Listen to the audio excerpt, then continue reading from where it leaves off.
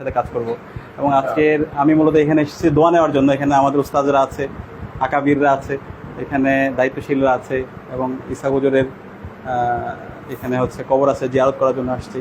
তো সত্যিকার অর্থে আমি অনেক বেশি পুলকিত হয়েছি এবং আমি সমৃদ্ধ লাইব্রেরি দেখছিলাম।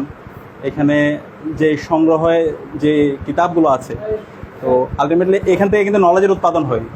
আমরা আজকে মাদ্রাসায় শিক্ষা ব্যবস্থায় আমাদের আলেম তৈরি না হওয়ার মূল কারণ হচ্ছে আমাদের এই লাইব্রেরি অথবা লাইব্রেরির মধ্যে যে ধরনের কিতাবগুলো থাকা দরকার সেই কিতাবগুলো নাই। তো কিতাবের সংস্পর্শে না থাকার কারণে আলটিমেটলি আমাদের যেভাবে কিতাবে আলেম তৈরি হওয়া দরকার, যেভাবে নসটা ভালোভাবে বোঝা দরকার, সেটা হয় না। তো এখানে এসে যে পরিবেশটা আমি দেখতে পেয়েছি, শিক্ষার পরিবেশ এবং এলমের জন্য প্রতিযোগিতা, যে ফিকির মেহনত, এটা আমাকে অনেক বেশি উদ্বুদ্ধ করেছে, প্রাণবন্ত করেছে।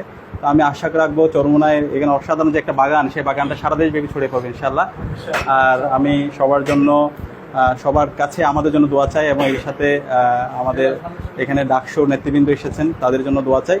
এবং আমরা আশা রাখছি ইনশাআল্লাহ আমরা সবাই একসাথে মিলে আমাদের যে গন্তব্য, আমরা জ্ঞান, আমল, নৈতিকতায় সমৃদ্ধ হয়ে হেরার আলোয় আমাদের এই সমাজকে আমরা উদ্ভাসিত করবো ইনশাআল্লাহ। আসসালামু আলাইকুম ওয়া রাহমাতুল্লাহ।